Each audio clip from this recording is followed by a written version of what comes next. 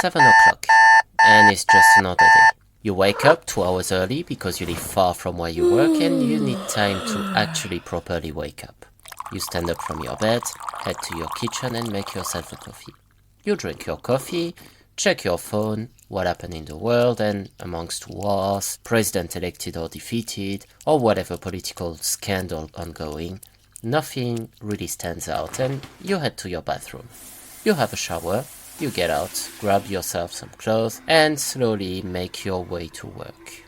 During your commute, well, you certainly play on your phone, listen to some music, watch a film on Netflix, or whatever thing you could be doing during your morning commute. You take the metro, the bus, the train, or whatever way to commute to work.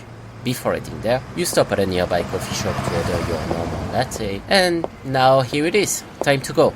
But as you leave the coffee shop, you receive a text from your boss about some deadline of some project you might be working on, or some PowerPoint that you need to deliver on the next meeting, or whatever thing you could actually be doing and your boss would be texting you about. And at the moment you hit the button send after having replied, whatever you reply to your boss actually, you suddenly raise your head, all surprised and frightened, because you just heard this.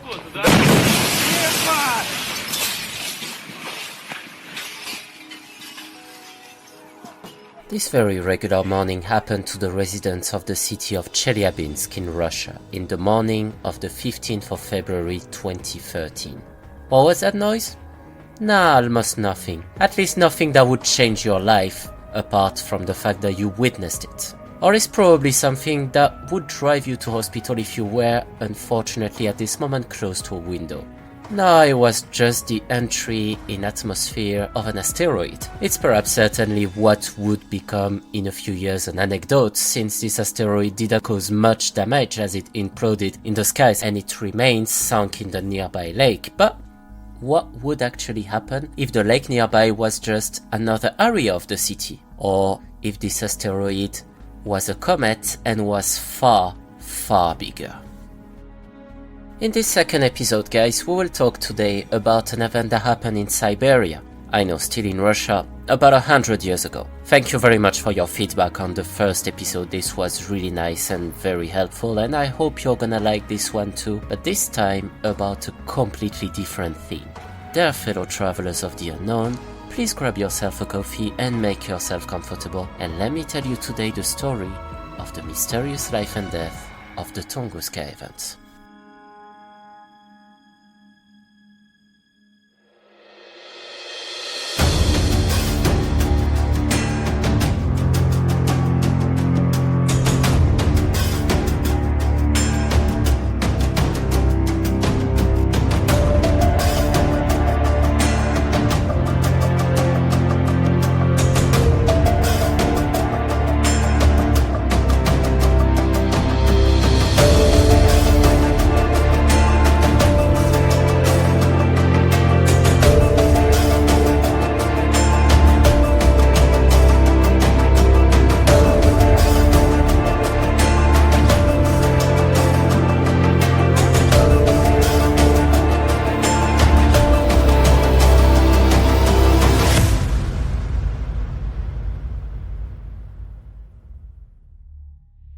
It was a very fine morning of this 30th of June 1908 in the middle of the Siberian taiga.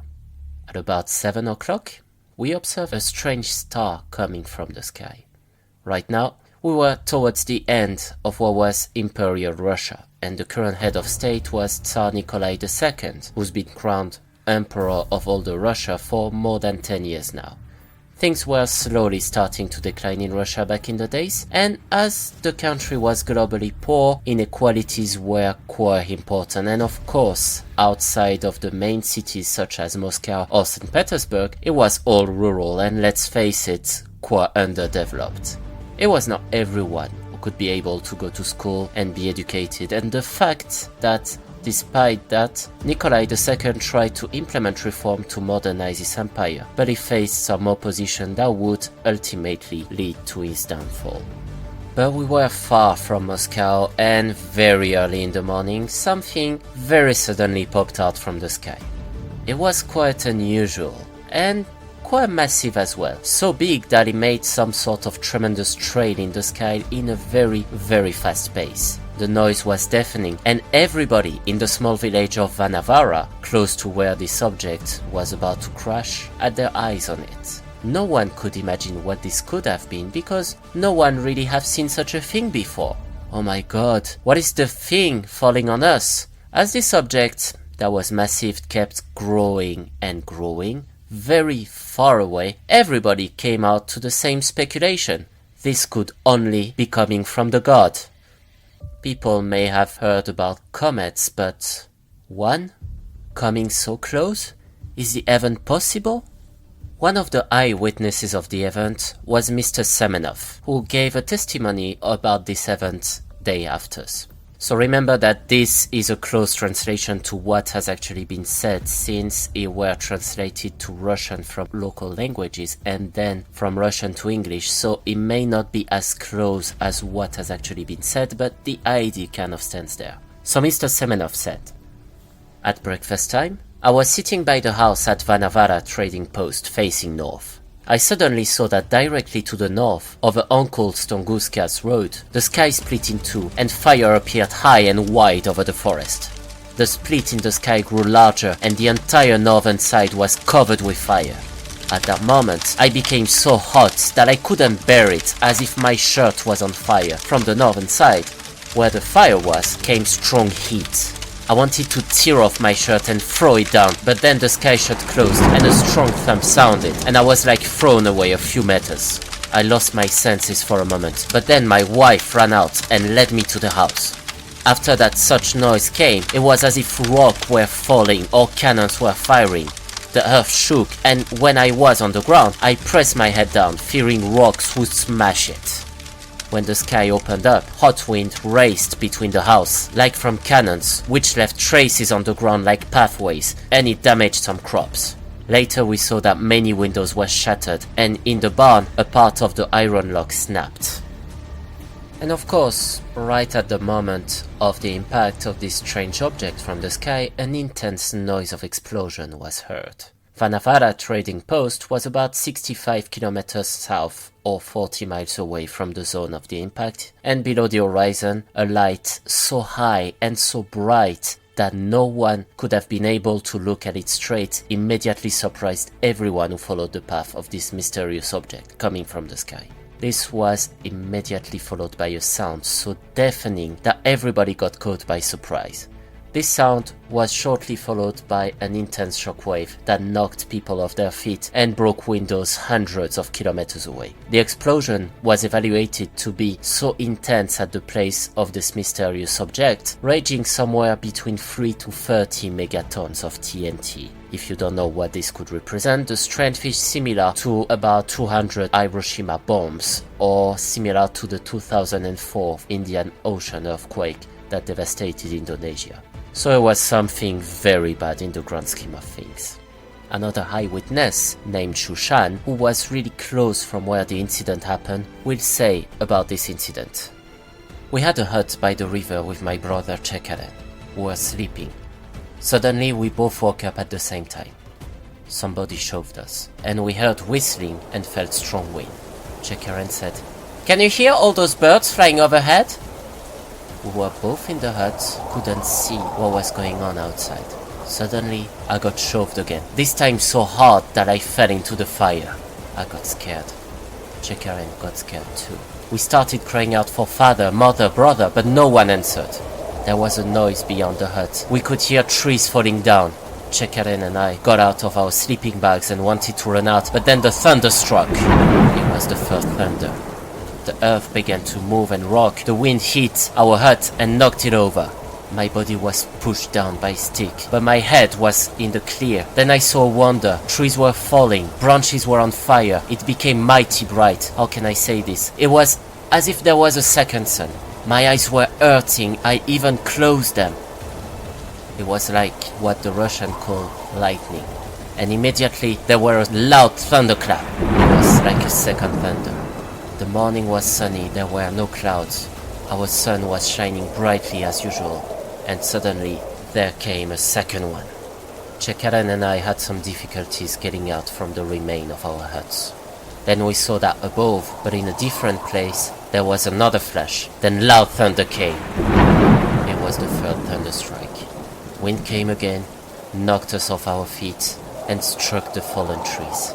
We looked at the fallen trees, watched the treetops get snapped off, and watched the fire. Suddenly Chekaren yelled, "Look up!" and pointed out his hand. I looked there and saw another flash, then he made another thunder. But the noise was less than before. It was the fourth strike, like normal thunder. Then I remember well that there was another, more thunder strike. But it was small and somewhere far away, where the sun goes to sleep. The explosion knocked some people off at Vanavara trading post, destroyed also a few windows because of the shockwave. At Irkutsk, about 1,000 kilometers away from the site, it is estimated that on that day, a seismic activity of magnitude 5.0 on the Richter scale has been logged. The explosion was also logged in various seismic stations in the UK, France, Germany, or even Croatia, but also in Washington DC. So of course, said like this, it may be looking like something very dramatic, but let me explain here something quite important so you guys can understand. The Richter magnitude scale is logarithmic, so that means that the higher you go and the more intense the activity is. Example, a seismic activity between 5 and 5.9 is considered as moderate, and it can cause some various damage to buildings that are poorly built, but some sort of event is very common, and according to some estimation, it is logged about 1,000 to 1,500 times a year. What was felt in Washington was just the waves of the impact, but no one felt a difference in their everyday life. The most powerful earthquake that was ever logged was the Great Chilean Earthquake of 1960, which reached a magnitude of 9.5. But back to Vanavara and Irkutsk, what happened? Well, probably in Vanavara, starting repairing a few windows. What about Irkutsk? Well, nothing exceptional actually on that day. Life just resumed, as if nothing happened.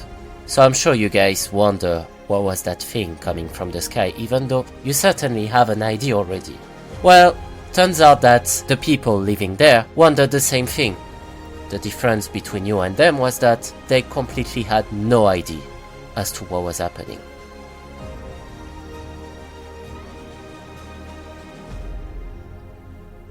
But for finding answers, it would take almost a decade.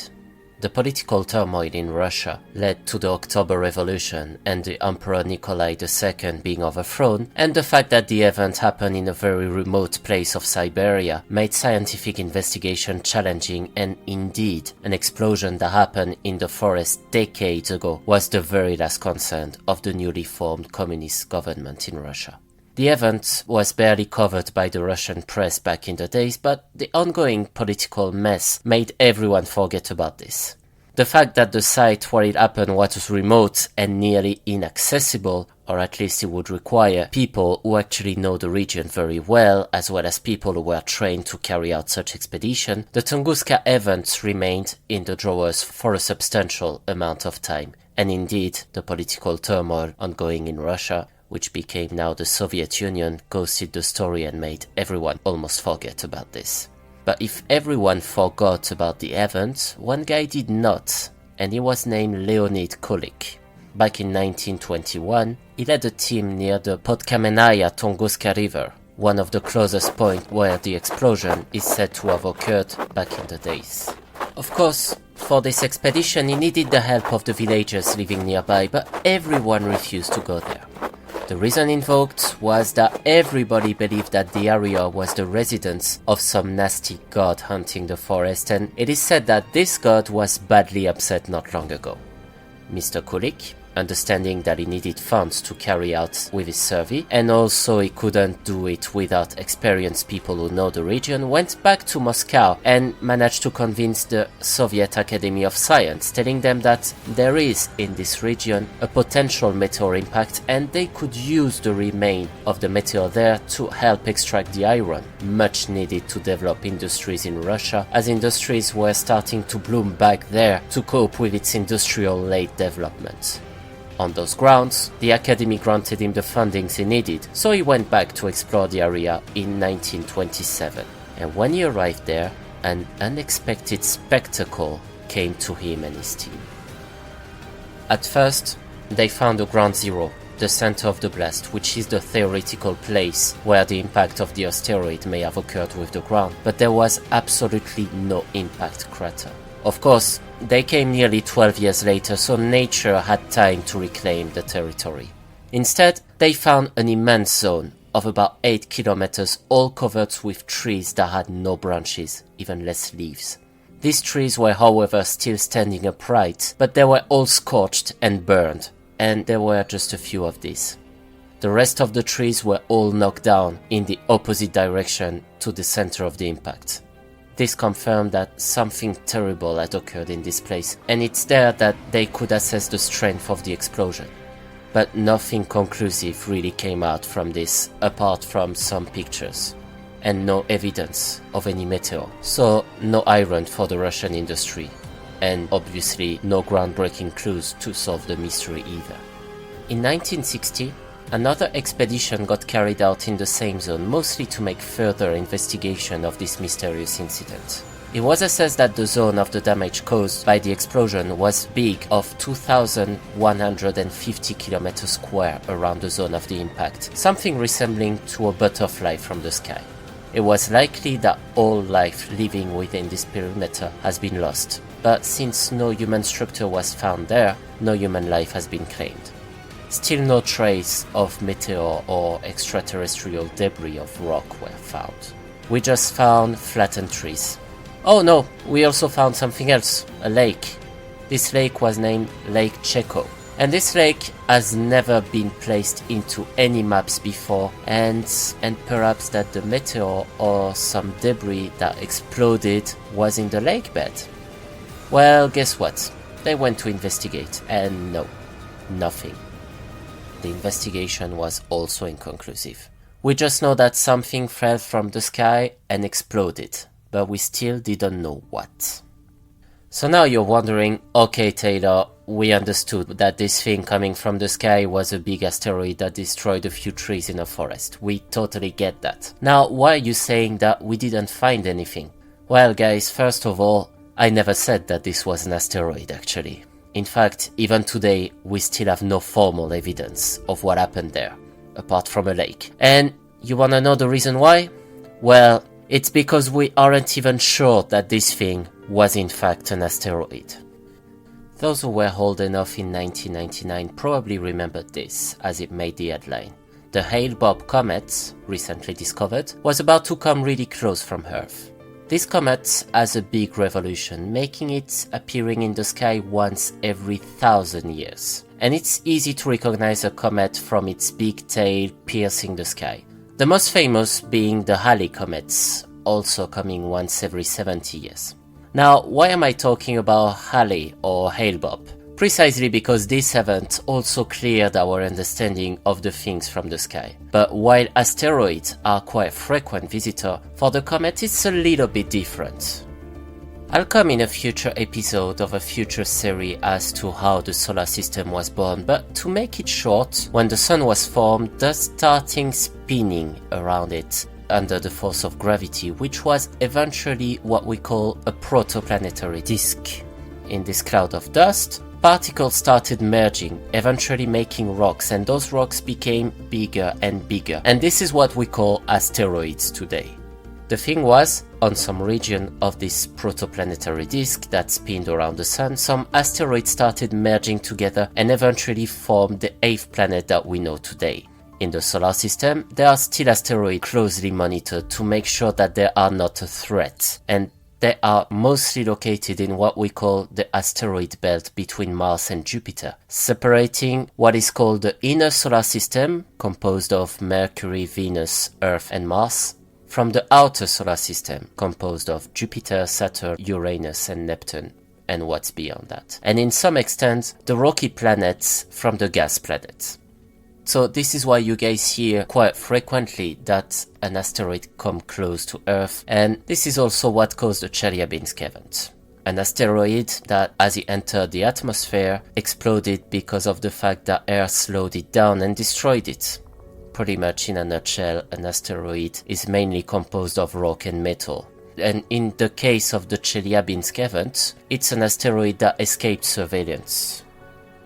But asteroids falling on Earth are far from an unusual event. It's actually the mass of 5 cars full of asteroids falling on Earth on a daily basis, which makes it a very common event. And considering that the surface of our planet is at 70% composed of water, so that makes it even less common for us. What's uncommon, on the other hand, is when an asteroid of the size of the one that exploded over Chelyabinsk entered the atmosphere, and hopefully that doesn't happen very often.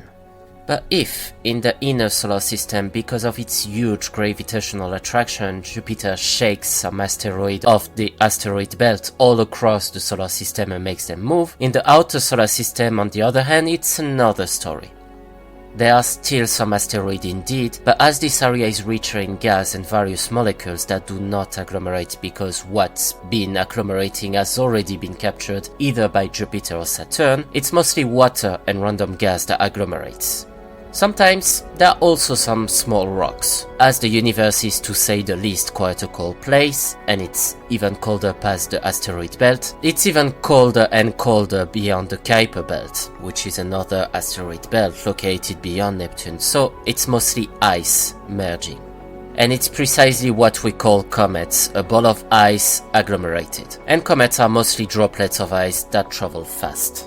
Now, what happens when a comet or an asteroid enters Earth's atmosphere?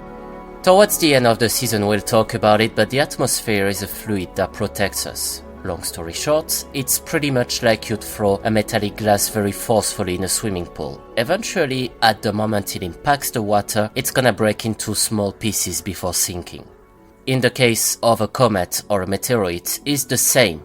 The air in the atmosphere will cause friction, meaning that the atmosphere will slow down the entry and will cause huge frictional heating.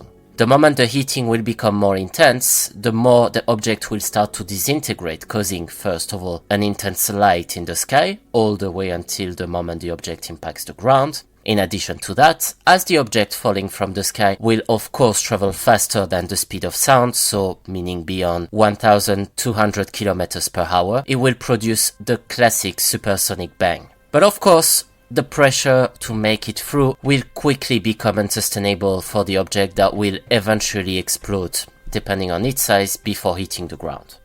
Now, when the Chelyabinsk meteor hit the ground, the remnants were quickly found and analyzed, and it quickly showed what the object was. Most of what was found ended up in the Lake Chebarkul, not very far from Chelyabinsk. But in the case of the Tunguska event, we only have for evidence the site where the explosion happened, as well as the Lake Cheko. The lake is at 8 kilometers away to a north-northwest position of the hypocenter of the impact, which is where the impacts occurred. According to numerous analyses that have been carried out in the area, the creation of the lake is likely to be linked with the event, as the shape of the lake seems to have been created by a powerful explosion. But this lake gave somewhat an explanation as to what the object was like.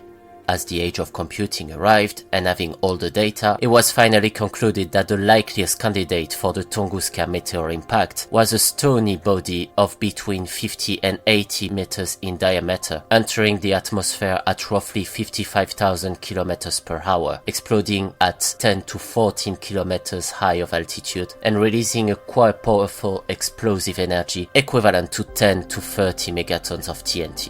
That's for the most recent simulation. And this is still quite big.